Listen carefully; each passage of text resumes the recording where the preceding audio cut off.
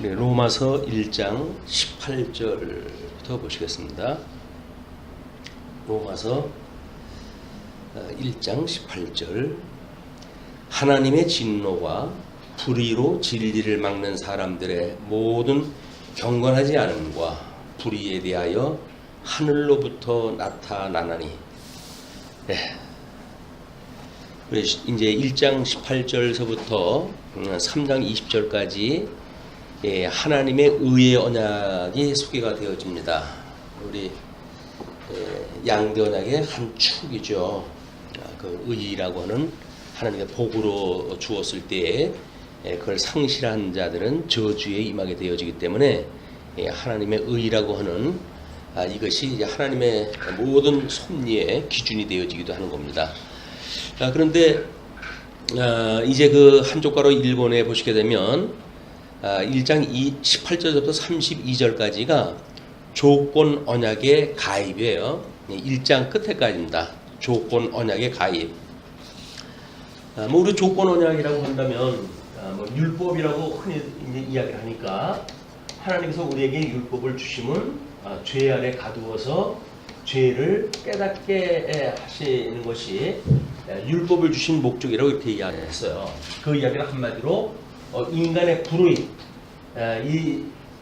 인간의 불의라고 하는 그것이 과연 우리들이 어떻게 알고 있는가에 대한 이야기죠. 그러면 아담 이후 모든 인생들이 양대 언약을 상실하게 되어져 있는 상태.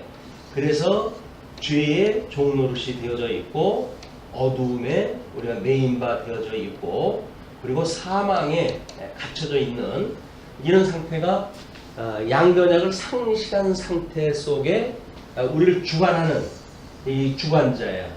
우리 하나님 앞에 타락한 자들, 양대 언약을 상실한 자들의 주인 노릇하는 자, 그것이 죄의 권세요, 어둠의 권세요, 사망의 권세다.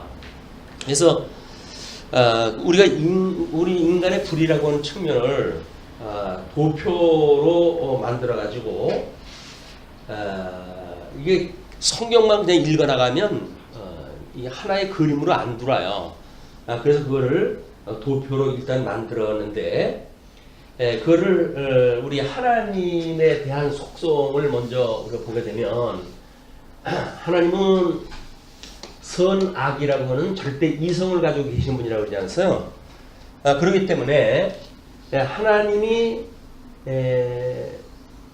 선이라고 하는 좋아하심이라고 하는 걸 우리가 이야기했을 때 이거는 하나님이 좋아하심이라고 하는 이런 하나님의 이성적 기능에 좋아하시는 이성적 기능, 악은 하나님이 싫어하시는 이 싫어하심이라고 하는 이성적 기능을 가지고 계신 분이다.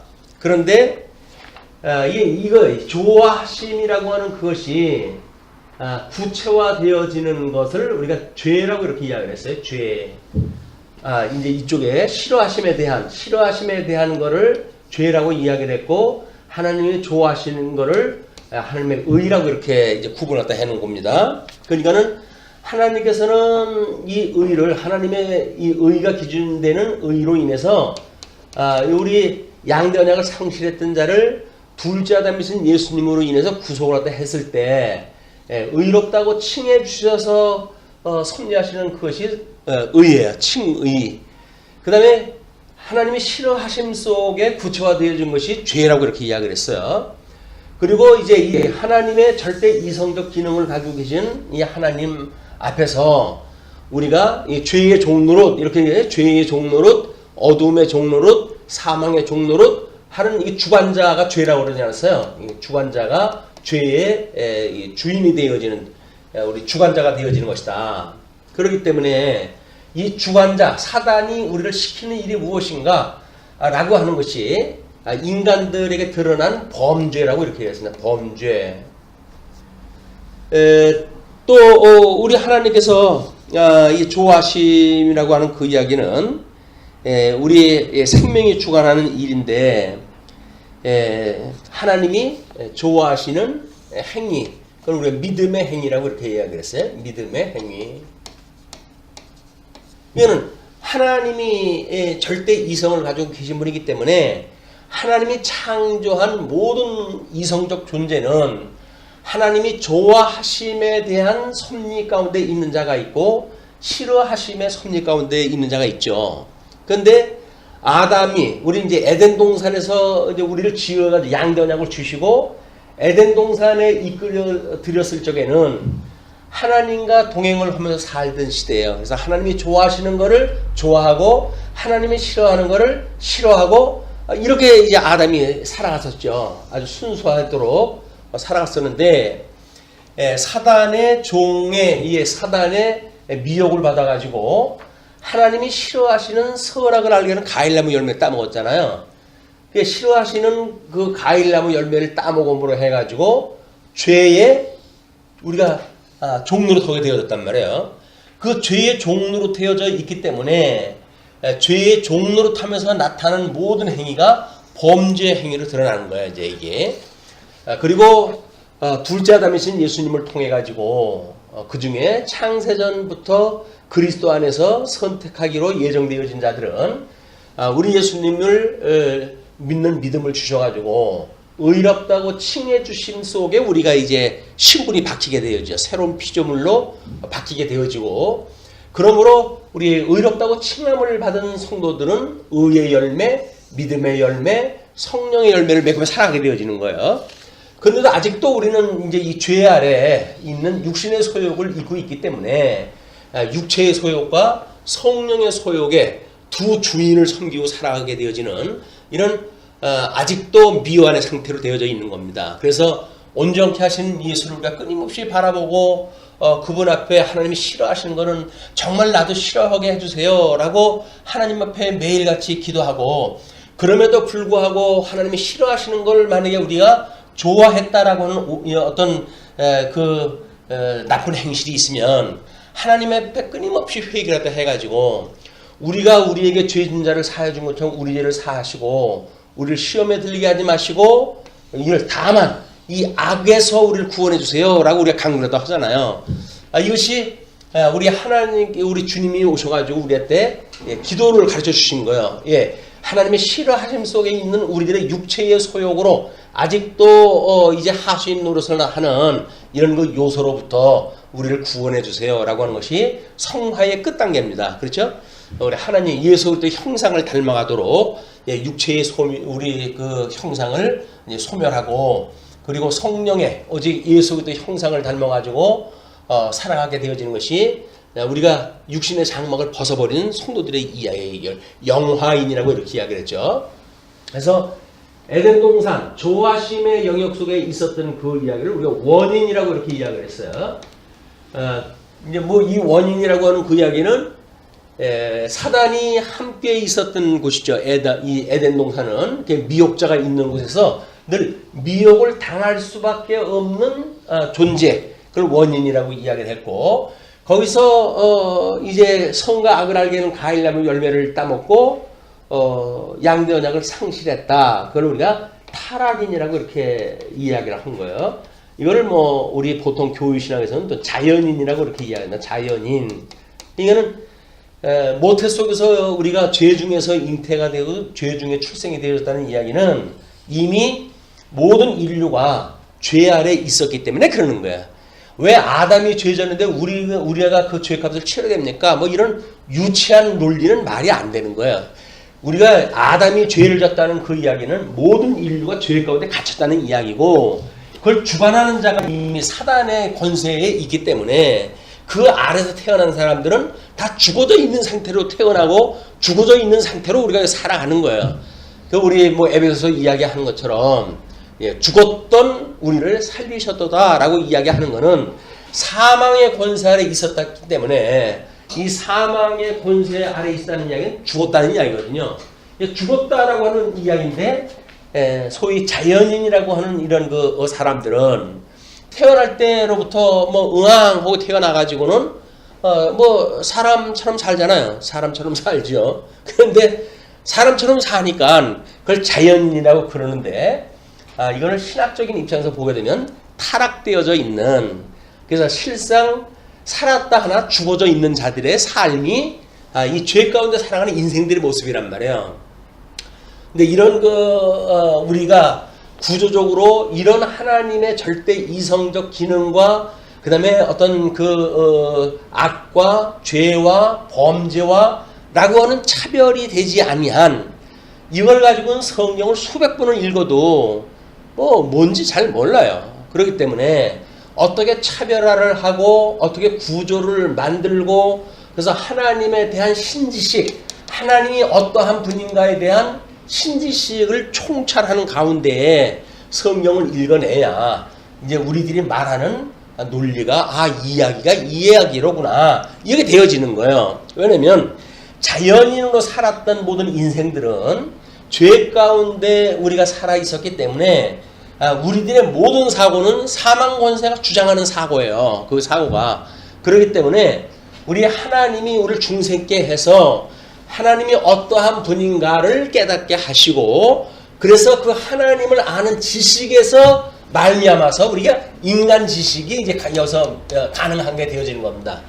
물론 이제 우리 교육신학에서는 신지식으로 우리가 인간 지식을 알게 되어지고 인간 지식으로 해서 신지식을 알게 되어진다고 이야기를 하지요. 그러나 성경이 하나님 영광을 계시하시는 것이 목적이라고 한다면 성경이 그러면 우리는 성경을 통해 가지고 만사와 만물에 대한 이치를 깨달아가기 시작을 하잖아요. 그러니까 성경이 하나님의 영광을 계시한 거라고 입장에서 봤을 때 대전제로부터 봤을 때 우리는 신지식에 먼저 접근이 되어지는 거야. 그리고 그 하나님을 알고 보니까 우리 인생이 완전히 쓰레기였구나 라고 하는 걸 이제 알게 되어지는 거거든요. 이걸 이제 이 자연인이나 이 어떤 사람들의 논리는 인간들의 지식을 가지고 어떤 신지식에 이르게 되어진다고 하는 이런 말도 안 되는 전제를 하지요. 우리가 귀납적인 방법으로 해가지고 접근을 하게 되면 신지식에 이를 수 있다 이렇게 이야기하는데 불가능한 겁니다. 왜? 인간 자체는 원래 죽어있는 인간이기 때문에 인간 스스로의 이성이 하나님에 대한 걸 알 수가 없어요.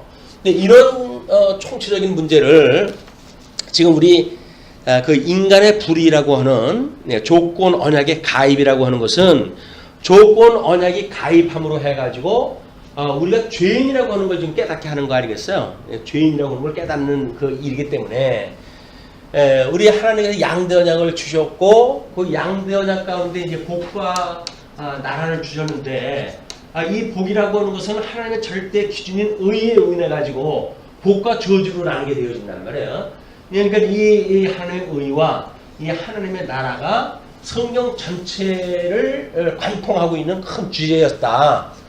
그렇게 이제 우리가 전제를 하고 있으니까 그동안 수없는 성경 공부를 통해서 그동안 확인하다 해왔죠. 그 맞음을. 그래서 그 정당성에 대한 것도 우리가 확인하다 했고 그런 맥락에서 봤을 때 왜 하나님은 아담을 만드셔가지고 선과 악을 알기는 과일나무 열매를 에덴 동산에 두셨단 말이냐.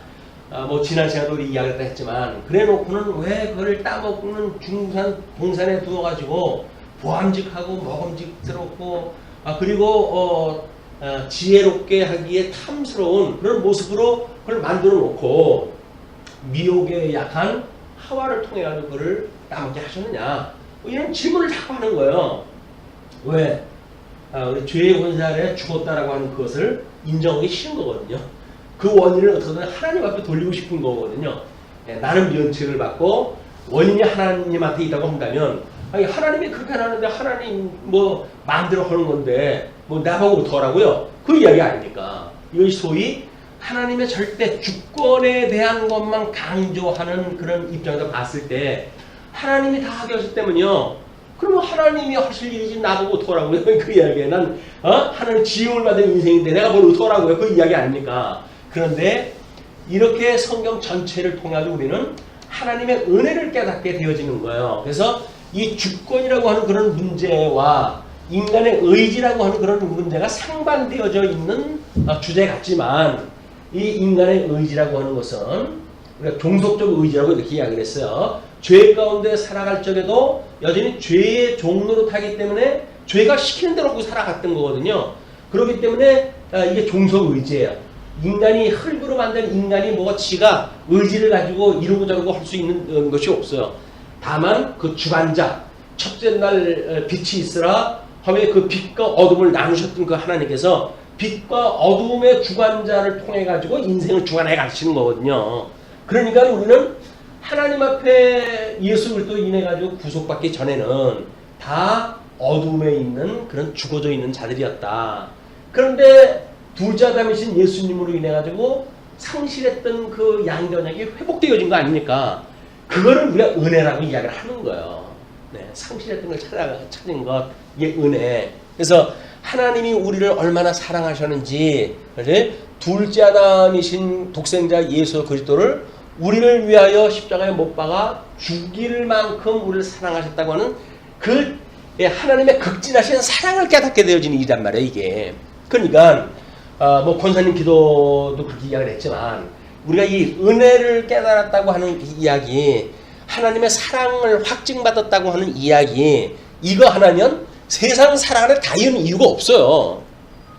당장 여기서 우리가 목숨이 끊어진다고 할지라도 하나님이, 영원하신 하나님이 우리를 사랑하신다고 그러는데 그것이 육신의 우리의 장막을 벗어버린다고 한들 그 사랑에서 뭐가 우리를 끊을 수가 있겠어요. 어떠한 사단도 하나님의 그 사랑으로부터 끊을 수가 없다는 거예요. 그럼 그 끈으로 우리를 갖다 이제 붙들어가지고 하나님의 좋아하심 속에 그를 깨닫고 영적 예배를 드리면서 살아가도록 우리 하나님께서 이제 섭리를 다 하시는 거 아닙니까? 구원을 다 해가지고. 이것이 성화의 과정에서 끊임없는 영적 예배의 우리들의 삶의 모습이란 말이야. 하나님이 싫어하는 거는 정말 싫어. 그건 모습이라도 내가 싫어. 라고 자꾸 그걸 우리가 싫다고 이야기를 하고, 하지만 하나님이 좋아하시는 거는 내가 죽을지언정 나는 좋아. 이런 걸 우리가 영적 예배라고 그러는 거예요. 말이 안 되는 거죠. 나는 싫어. 나는 손해가 볼지언정 하나님이 좋아하시는 거라면 좋아. 나는 싫은데도 불구하고 하나님이 좋아하시는데면 나는 좋아. 그런 이야기예요. 말이 안 되는 것 같잖아요. 싫어하면서 좋아한다는 게 뭔 얘기냐. 그 이야기는, 싫어한다는 이야기는 육체의 소욕으로 봤을 때 그렇게 살아가고 싶은 것이 내가 좋은 마음인데, 그럼에도 불구하고 하나님께서 나를 사랑하게 하시는 그 사랑에 인하여, 그 사랑으로 인하여 나는 그것이 좋다, 그 이야기예요. 그것이 우리가 사망이 감당할 수 없는 믿음으로 살아가는 성도들의 삶의 모습이거든요. 그러니까 우리는 그 하나님 앞에 이 좋은 것을 깨닫게 하기 위해서는 내가 얼마나 쓰레기였었는지 이걸 알지 못하면, 내가 얼마나 불의한 인간인지를 몰랐다고 한다면, 우리는 하나님이 우리를 극진하신 사랑으로 구원했다고 하는 그 구원의 감격이 없는 거예요. 그래서 우리가 십자가에 대한 이야기가 하지만 이 십자가가 아무런 회개도 없는 구원의 역사를 이야기를 하게 되면 우리는 싸구려 복음에 노출이 되어져서 우리가 받은 그 십자가의 은혜가 무엇인지를 감을 못 잡는 거예요. 예수님이 돌아가신 것이 그냥 막연하게 나 때문에 돌아가셨대 라고 이야기하기 때문에 그 구체성을 알 수가 없는 거예요. 그냥 사도 바울이 지금 양대언약 가운데 로마서는 하나님의 의를 지금 설명하기 위한 거 아니었어요? 고린도전서는 하나님의 나라에 대한 이야기였었고, 그래서 하나님의 의를 설명하는데 지금 1장에 들어가가지고 인간의 불의에 대한 문제를 먼저 언급을 하다 해요. 너희들이 이렇게 아주 어둠의 종로로 타던 말도 못하는 그런 그 인간들이었어 라는 걸 조목조목 따져가지고 이야기를 해줘요. 그렇게 해야 우리가 구원받았다고 하는 그 은혜가 뭔지를 감히 짐작을 하지요. 그냥 죄라고 하는 그거는 하나님 이 죄를 주관하는 분이 누구냐라고 하는 하나님이 싫어하시는 것에 대한 건 아는데 이것이 구체화되어지지가 않는단 말이에요. 이 구체화되어지는 것이 범죄 아닙니까? 범죄. 근데 일상적인 삶에서 우리가 별로 범죄가 드러나지 않으면 하나님이 싫어하시는 걸 구체적으로 알 방법이 없어요. 두리뭉실 이거는 하나님이 싫어하시는 거야 라고 이야기를 하니까 나만 그런데 그걸 행하나 이렇게 이야기를 하면서 우리는 하나님 앞에 이 불의에 대한 고백을 할 시간이 별로 없어요. 그걸 이제 우리 교회신학에서는 생명에 이르는 회개라고 하는 걸로 소개를 합니다.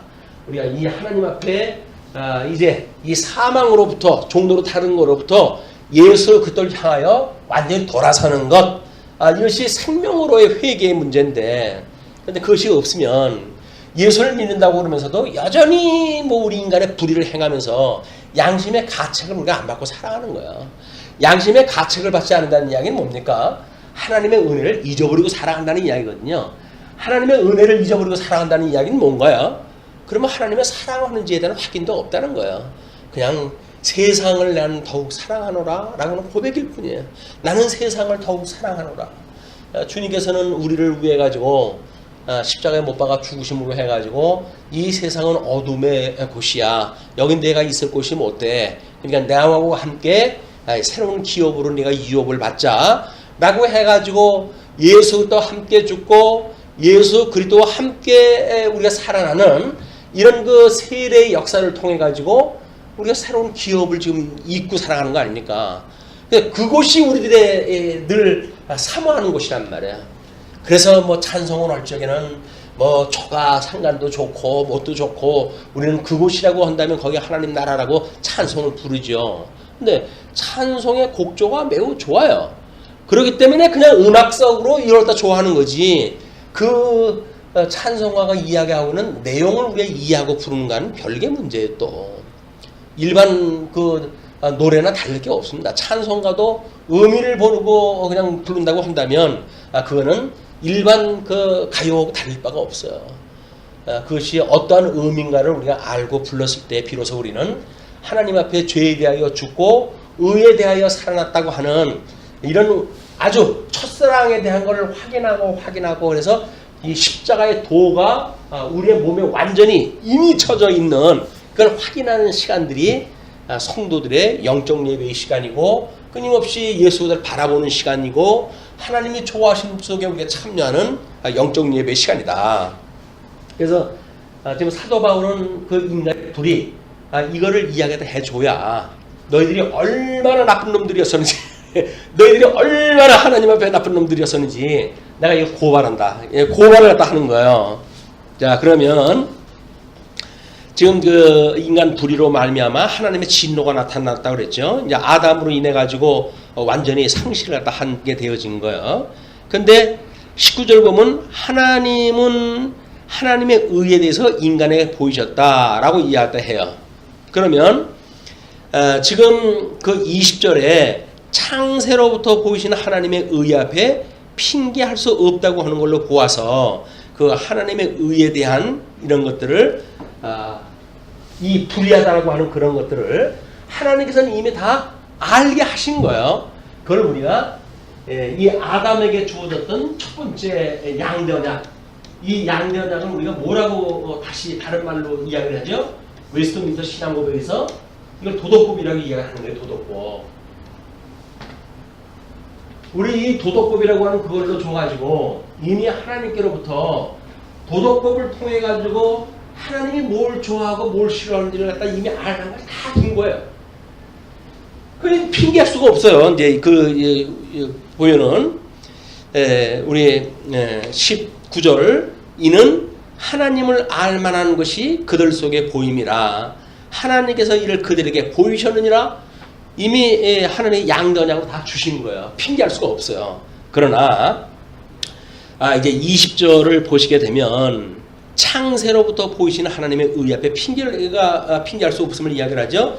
창세로부터 그의 보이지 아니하는 것들 곧 그의 영원하신 능력과 신성이 그가 만드신 만물에 분명히 보여 알려졌나니 그러므로 그들이 핑계하지 못할지니라. 이미 아담에게 언약했던 그 도덕법으로 인해 가지고 모든 인생들은 이제 핑계할 수가 없어요. 핑계할 수가 없어요. 그런 그 문제 때문에 이 도덕법이라고 하는 문제 때문에 이중적으로 보이잖아요. 왜냐면 우리가 이제 이 구약의 이 율법을 소개했다 하면서 이 율법의 완성이 예수 그리스도 하나님이 우리 사랑을 표방하신 십자가의 이야기란 말이에요. 이것이 이제 율법이었거든요. 그럼 우리는 모든 율법으로부터 우리를 예수님이 다 이루시고 우리를 구원했다고 그러는데 그렇다고 한다면 저 도덕법을 우리가 지켜야 될 이유가 있냐? 이걸 이혼을 시켜가지고 자꾸 이제 시도를 갖다 하게 되어지는 거예요. 그런데 양대 언약이라고 하는 그 이야기는 복과 나라에 대한 이야기 아니에요. 모든 하나님의 뜻은 여기에 담겨져 있는 거예요. 그러니까 성경 전체에 큰 줄거리가 저 두 개로 되어져 있죠. 하나님의 의와 나라에 대한 거. 하나님이 의라고 한다면 창세전에 그리스도 안에서 선택되어진 자들, 또는 그리스도 바깥에 유기하기로 예정한 자들, 또는 하나님의 나라, 그래서 천국과 지옥, 이건 물론 하나님께서 이미 기뻐하시는 뜻으로 다 예정하고 작정하신 거 아니에요. 이게 하나님의 뜻이 지금 하늘에서 이루어졌잖아요. 이 뜻이 이루어진 거예요. 그러니까 이미 하나님께서는 창세 전서부터 가지고 계셨던 뜻이 뭐냐면 이 의와 나라라고 하는 것이 이미 뜻이에요. 그것이 이미 천상계에서 첫째 날서부터 셋째 날까지 다 이루어졌어요.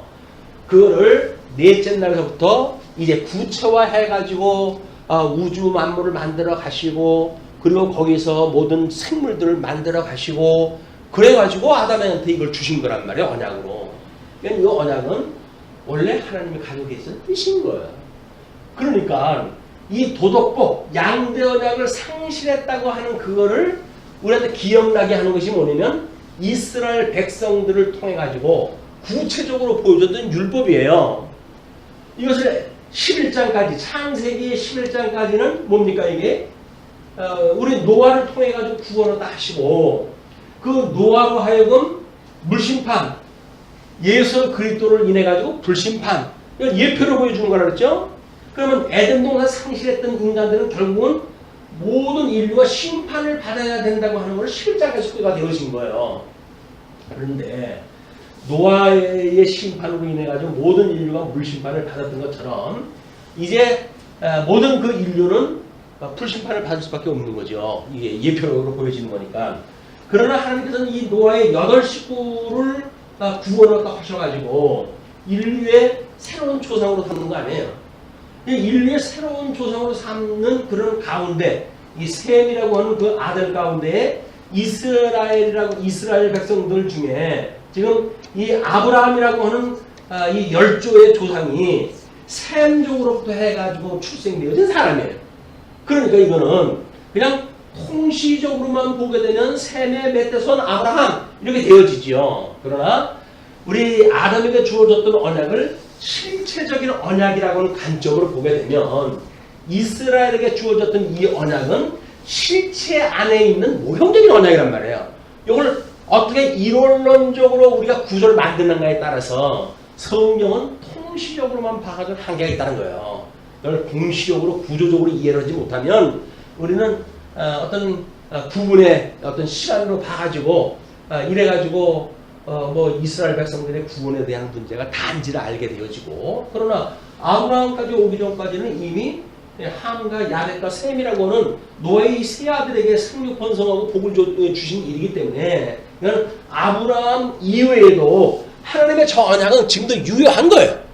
그 유효하기 때문에 이스라엘 백성들이 예수님을 오시고 복음을 받아들이지 않았을 때 우리 주님께서는 사도 바울을 이방인의 사도를 삼으셔가지고 복음을 증거케 하시고 그들 구원에 참여케 하셨잖아요. 그게 노아의 후손들이라니까요. 아브라함의 후손들은 아니에요, 그 사람들은. 그러지만 이제 우리 이 로마서의 논리를 가다 보게 되면 그런 사람들에 대하여, 이 이방인에 대하여 아브라함이라고는 할례받은 사람들과의 어떤 관계냐라고 하는 걸 끊임없이 조화를 지금 설명을 다 해갈 겁니다. 이런 전제를 모르고 그쪽에 가게 되면 뭐란 얘기냐? 아니 우리가 아브라함의 자손이라니 우리가 왜 아브라함의 자손이야?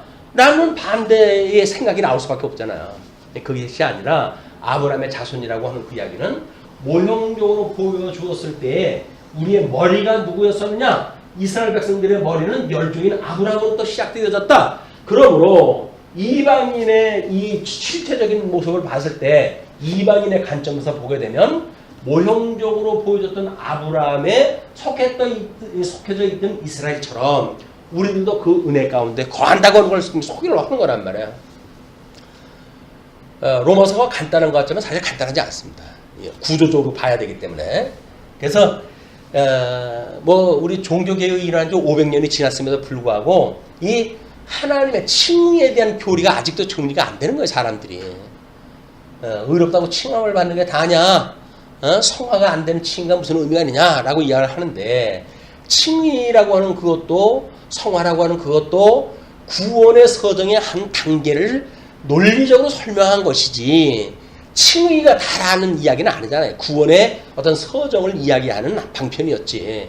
그러니까 의롭다고 칭함을 받았어 라고 많은 사람들은 우리가 의롭다고 칭함을 받았기 때문에 성화하도록 주님께서 해가셔 라고 하는 걸 믿는 것이 칭의의 교리를 제대로 믿는 거예요. 근데 칭의를 믿고 성화를 안 믿는다? 그건 아닌 거야. 그래서 우리가 신약성경의 논리를 견인이라고 이렇게 이야기를 해가는 겁니다. 교회, 주님의 몸된 교회를 이 견인에 의해서, 주님의 몸된 교회를 이 견인의 교리를 믿는 성도들, 이들을 주님께서 보존하다 하신다 라고 하는 그런 그 논리로 지금 신약성경을 잡아놨기 때문에 로마서의 그런 그 주제도 바로 그런 걸로 연결이 되어지는 거죠. 자, 그러면 이제 그 21절부터 32절까지 인간의 불의한 사실에 대하여 구체적으로 설명을 했다 해요.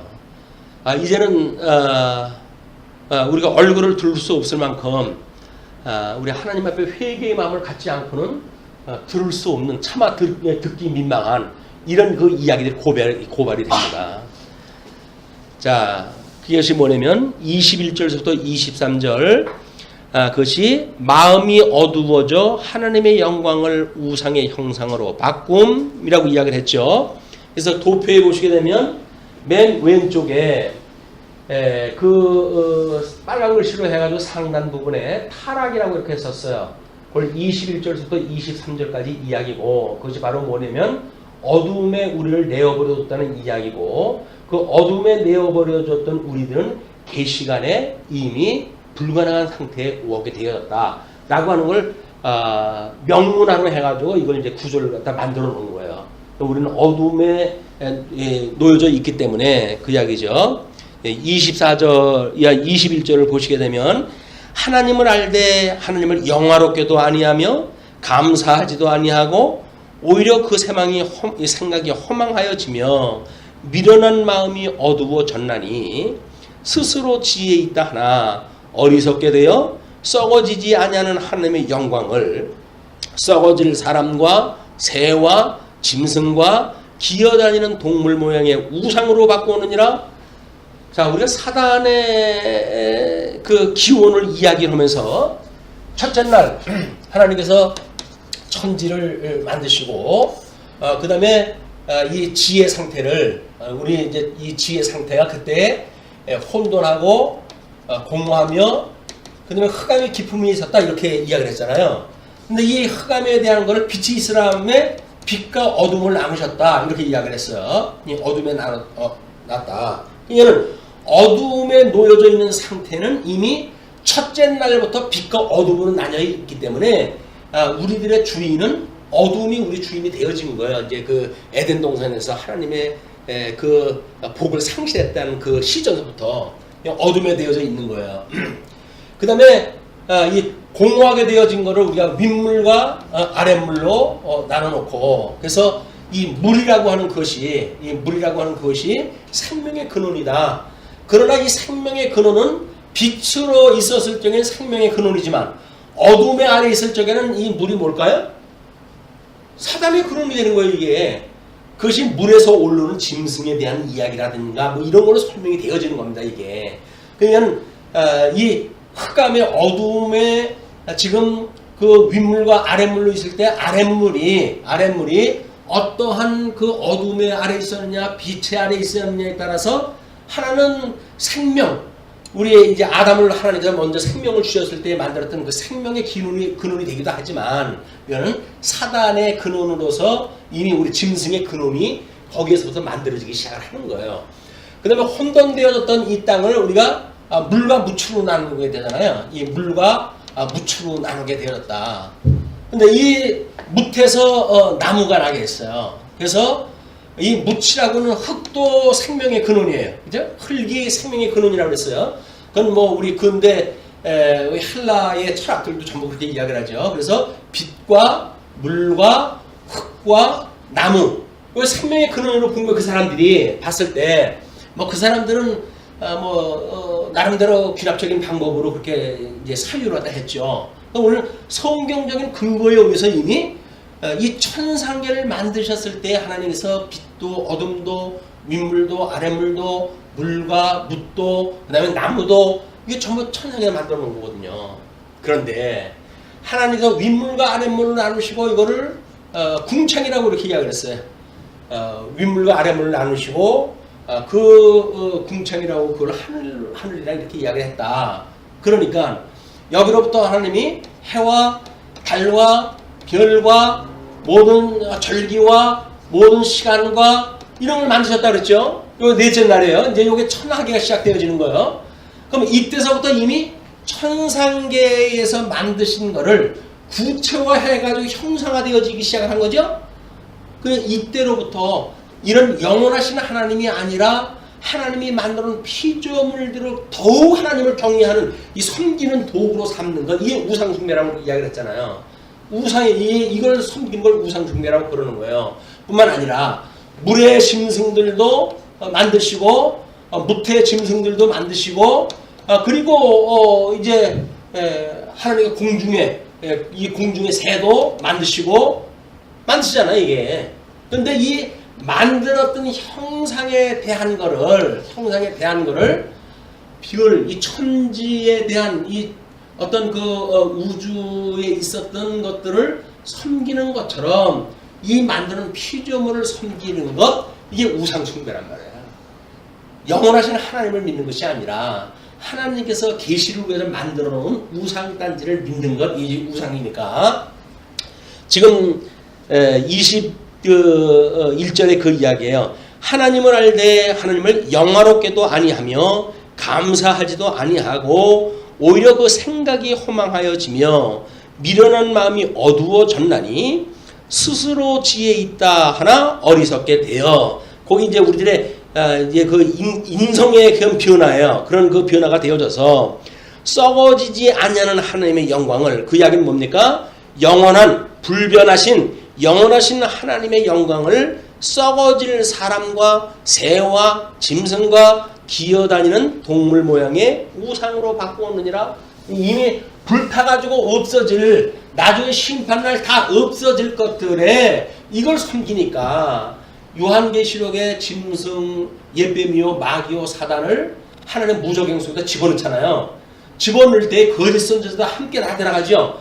요게 속한 자들이에요. 이게 여기에 속해가지고 이게 단지를 알고 여기에다가 오랜을 갖다 하고 인생을 사는 그 인생들은 하나님이 다 마지막 날 무속의 속에다 집어넣는다. 이게 어둠의 이 권세가 주관하고 있는 세계란 말이에요.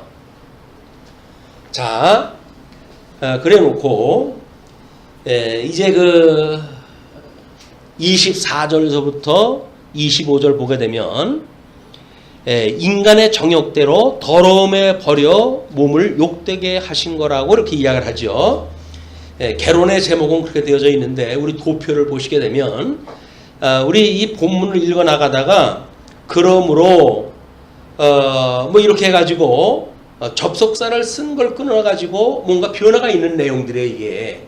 그러니까 그러므로 라고 하는 것이 24절로 25절이 연결되어지는데 우리를 정욕대로 더러움에 내어버렸다 그러죠.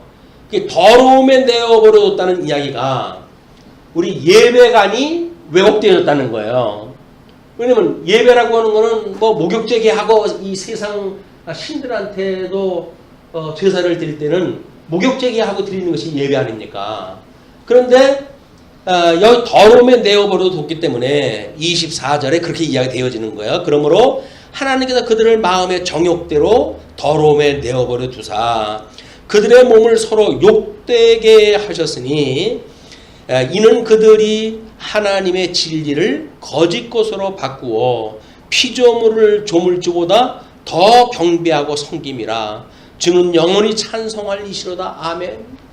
이 하나님, 이 천상계를 통해 가지고 하나님 영광을 계시하신 분이기 때문에 영원하신 하나님이 어떠한 분인가를 우리가 깨달아야지.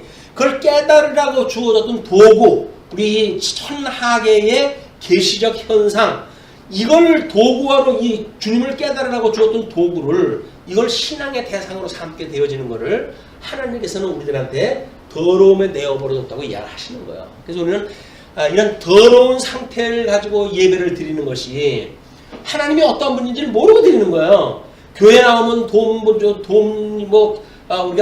경제적으로 유익하다. 교회 나오게 되면 건강상 좋다. 이런 이야기는 전부 이쪽 이야기입니다. 이게 하나님을 섬기는 일이 겨우 그런 걸로 해야 섬기는 게 아니잖아요. 이 인간들은 어쩔 수 없이 자기 입장에서 좋은 것이 좋은 거라고 생각이 드니까, 선악을 아는 일에 어차피 하나님과 같이 되었다고 생각이 드니까 하나님이 싫어하시는 절대 악 속에서도 자기네들이 좋아한다고 하는 상대적인 선악을 나눠놓고 여기서 예배를 지극정성 드리는 거예요. 그러니까 기독교에서 하나님 앞에 드리는 예배가 과연 정결한 예배인지 아니면 더러운 예배인지 뭘로 압니까? 그렇기 때문에 우리 제물주 참 제사장 되신 예수 그리스도께서 참 제물이신 어린 양으로 돌아가시고 그리고 참 성전으로 다시 세워짐으로 해서 주님의 몸된 교회를 세워보신다고 하는 우리 예수 그리스도의 제사의 세 가지 요소를 우리 주님께서 이루셨다고 하는 걸 믿는 실체적으로 어떤 독생자 예수 그리스도가 이런 모든 것들을 이루었다고 믿는 것이 정결한 예배인 거예요. 예수님을 제외해놓고 다른 걸로 예배드리는 모든 행위는 이것이 우상숭배입니다. 하나님 앞에 그 예수님만을 바라보고 예배를 드리는 것이 우리한테 얼마나 행복한 일이고 얼마나 그게 근원적인 것이고 얼마나 근본적인 것이고 그걸 통해서 우리가 하나님을 아버지라고 부르는 원천적인 복과 언약이 회복되어진 우리의 심령 상태인데, 그런 거를 모르고 피조 세계 속에서 한부를 따지고 이걸 가지고 시비를 따지고 이걸 가지고 미추를 따지고 이걸 가지고 존과 천을 따지고 이게 말이 안 되는 거예요.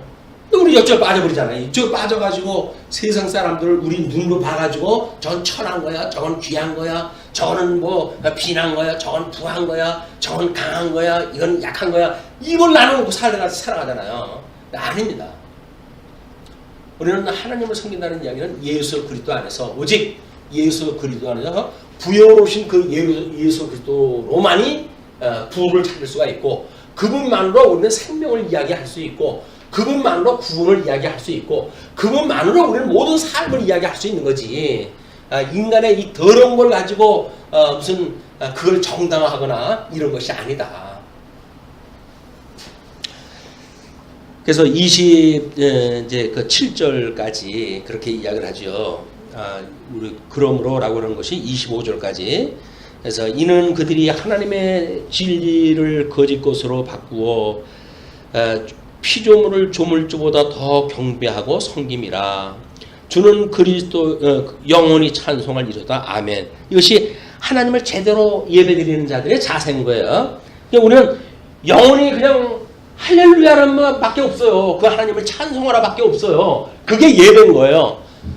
이것이 우리가 우리 찬송가에 대한 그런 오해도 이런 그 원천적인 것부터 봐야 보이기 시작을 하는 겁니다. 과연 우리가 영원히 찬송할 이시 앞에 뭘 찬송할 것인가?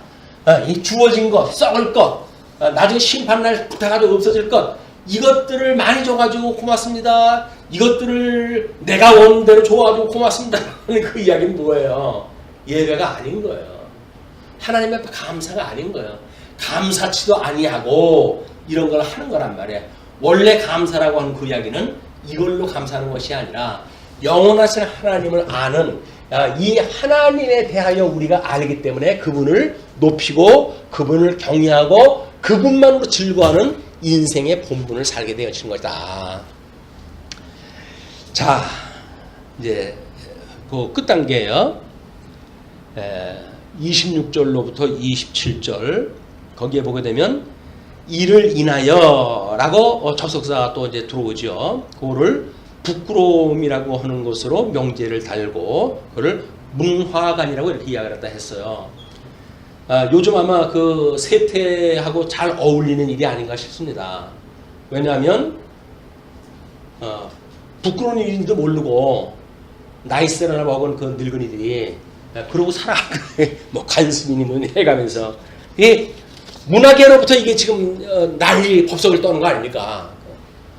왜 그럴까요? 우리 문화관이 얼마나 왜곡되어져 있는지 그걸 보여주는 한 단변이기도 하고 아마 우리들에게 이거를 실감나게 이야기하시기 위한 하나님의 섭리가 아닌가 이런 생각도 합니다. 자, 그래서 26절 이 때문에 여기 이제 우리 개역 성경에는 이를 인하여라고 되는데 개역 개정에는 이 때문에 뭐 마찬가지예요. 때문에 이유 접속사니까 하나님께서 그들을 부끄러운 욕심에 내버려 두셨으니 부끄러운 욕심이에요. 곧 그들의 여자들도 순리대로 쓸 것을 바꾸어 영리로 쓰며 그와 같이 남자들도 순리대로 여자 쓰기를 버리고 서로 향하여 음욕이 부릴 듯하며 남자가 남자와 더불어 부끄러운 일을 행하여 그들의 그릇 때문에 상당한 보응을 그들 자신이 받았느니라. 이것이 부끄러움에 대한 이야기고 문화관이라고 이렇게 이야기를 했잖아요. 그러면 우리 23절서부터 소개되어진 이제 그 내용을 한번 보세요. 21절부터 23절까지 허망한 생각과 미련한 마음에 두어졌다고 그러는데 그걸 형상화시킨 그런 그 내용을 우리 불만, 허망, 기능 중심이라고 이렇게 나눠놨고 통치의 대상을 섬기는 것, 우리 만물을 다스려야 되는데 오히려 섬기는 것, 그걸 우상 숭배라고 이렇게 이야기를 했고 요거를 소위 대신 언약이라고 하는 대신 계명이라고 하는 그런 걸로 구분을 다 해놓은 거예요. 이제 우리 원래 하나님의 예배에 대한 문제가 잘못되어졌으니까 그리고 26절부터 27절까지 부끄러움에 내어버려 둔 것, 이걸 문화관이라고 이야기를 했고 우리 인간의 내면적인 죄, 그걸 부끄러운 욕심이라고 이렇게 구분했다 했고 그를 범죄라고 하는 그런 데에 나갔을 때 동성애라고 하는 것으로 신지식의 가치관을 구축하는 내용으로 소개했다 했어요. 왜냐하면 동성애라고 하는 그 이야기는 하나님의 나라가 생육하고 번성하라고 하는 걸로 주어진 거 아닙니까? 생육 번성하려고 한다면 이거 순리대로 남녀의 성문화가 이거 진행이 돼야 돼요. 그래야 생육 번성하게 되어지는 겁니다. 그 이야기는 에베소 사도 바울의 논리를 따라서 이야기하더라도 남편과 아내의 이야기를 하면서 뭐라고 이야기를 합니까? 이제 예수 그리스도와 그의 교회와의 이야기를 내가 하는 거야 라고 이야기를 하잖아요. 그러니까 만약에 주님의 몸된 교회라고 한다면 마땅히 예수 그리스도를 남편으로 섬기는 이분만으로 우리가 예배가 돼야 되는 거지. 주님의 몸된 교회가 예수 그리스도만 우리의 그분의 이름으로 모든 예배가 진행이 돼야지. 여기서 우스마발 어떤 그 피조물로 들어간다고 한다면 그거는 예배가 아니다. 그렇기 때문에 거기 아니 그걸 이야기를 하다가 왜 뭐 동성애 이야기를 해? 단순히 어떤 윤리적인 동성애 문제를 접근하면 이 문제가 안 풀려요. 그 이야기는 이 주님과 주님의 몸된 교회와의 관계를 남자와 여자의 관계로 설명이 되어져 있기 때문에 그 원리를 통해 가지고 지금 이 동성애로 설명했던 그 문제를 우리 읽어내야 우리가 주님의 몸된 교회에서 섬길 분은 머리로 섬길 분은 오직 예수 그리스도 한 분이구나 라고 하는 걸 깨닫는 것이 우리들의 이 실질적으로 이제 이 부끄러움에서 노연한 동성애라든지 이런 그 관점에서 보는 것이 아니라 실질적으로 예수 그리스도를 중심으로 해서 예배를 드리는 주님의 몸된 교회라고 하는 예수님의 우리가 속해져 있다고 하는 이런 것으로 설명이 되어져 있기 때문에 그거를 대인 관계라고 이렇게 대인. 왜? 하나님의 나라의 백성들이 지금 어떻게 살아가야 되는 게 주님의 몸된 교회는 구원받은 성도들의 생활 아닙니까? 성도들의 삶 아닙니까? 그냥 이 성도들 대인 계명이라고 하는 그 이야기는 하나님의 부름을 받은 성도들이 어떤 목적을 가지고 교회를 살아가는가, 지향성이 무엇인가 라고 하는 걸 설명하기 때문에 위의 것을 이야기할 때는 대신 계명, 그 다음에 아래 것을 설명했을 때는 대인 계명으로 이야기를 한 거예요. 그리고 이제 그 더러움에 내버려뒀다는 마음의 정욕에 대한 문제를 안식을 상실한 상태로 이야기를 했죠. 죄의 종이 되어진 건 안식을 상실한 상태다. 그래서 우상과의 육적 관계, 이걸 가지고 그들은 신접한다고 하는 그런 걸 이야기를 하잖아요. 그런데 우리는 예수 그리스도와 접붙임 바 되어져서 이분과 함께 연합되어짐으로 그 이야기야. 이분과 연합되어짐으로 우리는 신앙생활하게 되어지니까 예수 그리스도 연합이 곧 이것이 안식에 거하게 되어지는 문제입니다. 그러니까 대신 계명을 우리가 첫째 계명, 둘째 계명, 셋째 계명 그 밑에 있는 넷째 계명도 대신 계명으로 놓는 것이 어떻게 하나님의 안식에 우리가 들어갈 수 있는가라는 걸 이야기하기 때문에 지금 그 서로 몸을 욕되게 하는 내용들을 이제 안식을 상실한 이런 상태에서 회복에 대한 이런 그 의미로 소개를 하는 거예요. 그리고 26절부터 27절까지 신지식이 가치관을 구축한다라고 하는 걸로 해서 대인계명, 하나님의 나라의 백성 이런 그 사람들이 어떻게 살아갈 것인가를 이야기한 것이다. 자, 그러면 이제 26절서부터 27절까지 그렇게 되어진 거예요. 그리면서 여기까지 하고 28절 보시게 되면 인간의 상실한 마음대로 버려서 합당치 못한 일을 하게 하심, 이렇게 되어졌는데 그거는 우리 인성에 대한 이걸 그려가지고 설명을 해야 되기 때문에 차 한잔 하시